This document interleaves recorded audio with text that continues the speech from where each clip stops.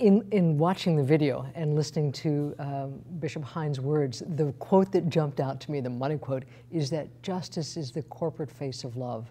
It's love put into action. And I had to smile when I realized that that's the quote on the back of your shirt. That really is, as they say in the theater business, that's the money quote.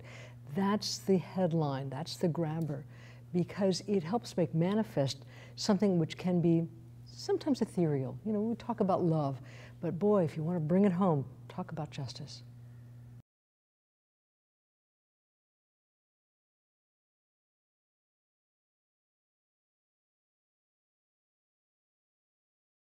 Reading and hearing about John Hines, and I was so impressed.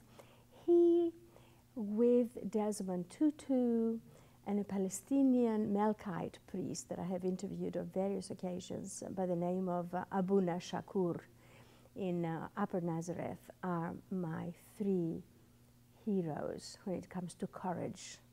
I admire courage greatly, spiritual courage, moral courage, because it always brings Jesus Christ to my mind.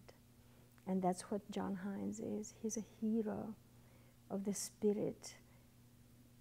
We don't realize now how courageous it was for him to take that stand at the time that he took it. He was way ahead of his time. I think what John Hines understood was that the values of the kingdom are upside down values, totally different from what the world expects.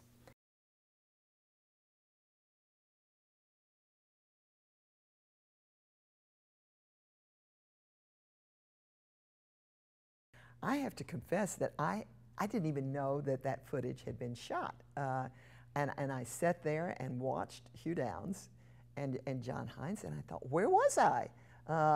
You know, why is this never shown? And in many ways, I also had this sort of perverse curiosity about whether or not it was not shown by the church or was in some way suppressed by default, maybe if nothing else, because of the controversialness of Bishop Hines and obviously his position, because he's very clear in that clip. And I'm sure there's more than what I saw.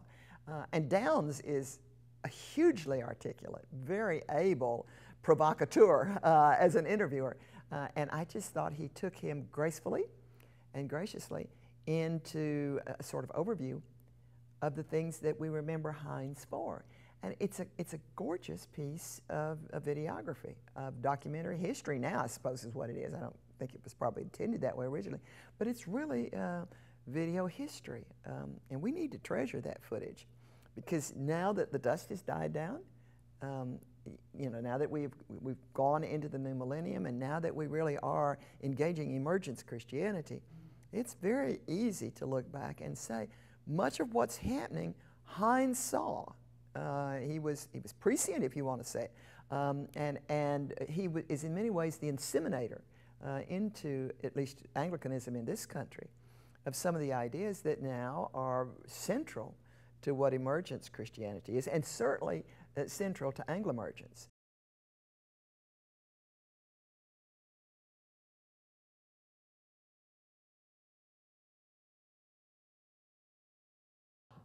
It seems as though he is speaking to us today in our own circumstances, and those things that he, in essence, as a prophetic foretelling, have come true.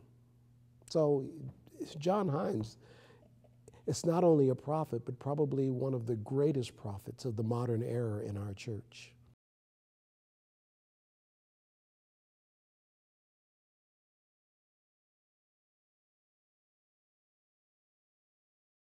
For all of the flaws in the General Convention special program, it was a heroic and gutsy undertaking on his part to give leadership to that concept and to that effort of the church. You know, I was very impressed with his leadership, with his commitment to justice, and his obvious great love for people. He was a heroic man.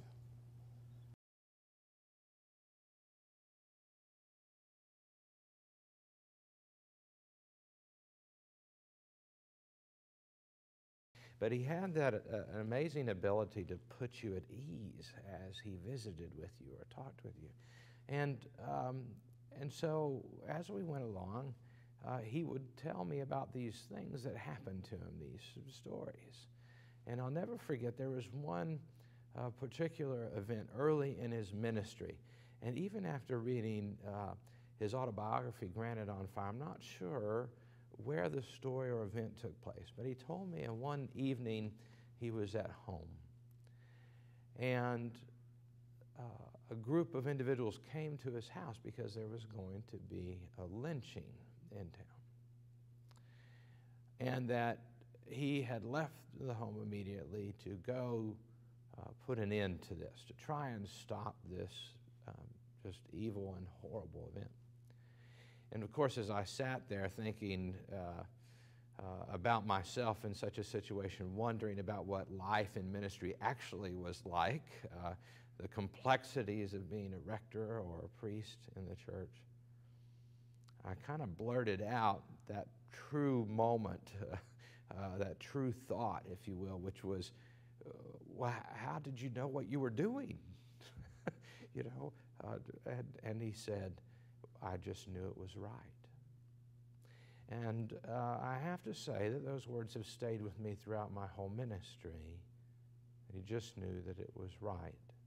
I don't think that I knew at that time, and even up until recently, that I would ever carry the same crozier as the bishop, or that I would be the bishop of the Diocese of Texas, or sit in the same chair. I'm not sure that I could have imagined the difficulties between the theology and the faithful proclamation of justice that John Hines offered, and the struggle that we would endure as a church, certainly even in the few early months of my own tenure. But in each one of those conversations, I do remember carefully those words: to do what's right. To do what's right.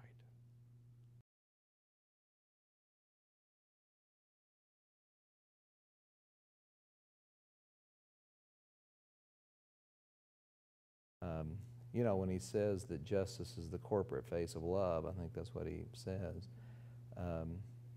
That really is a quote and a way of life we need to hang on to, and we can learn from him. And it's a voice from the past that's just as real and just as needed today, and it will be tomorrow. I mean, we may find justice briefly.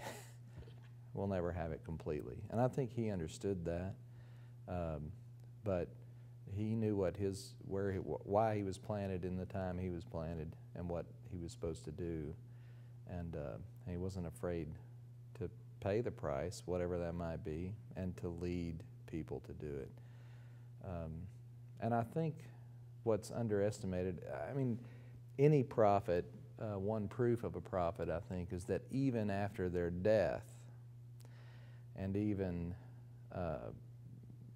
after a time when we've gone through several other leaders in that position, that he's still greatly loved and admired and thought of as my presiding bishop by so many people, and also still greatly derided. It is the real sign of a prophet, that he pushed enough buttons to still have people talking. That's pretty good.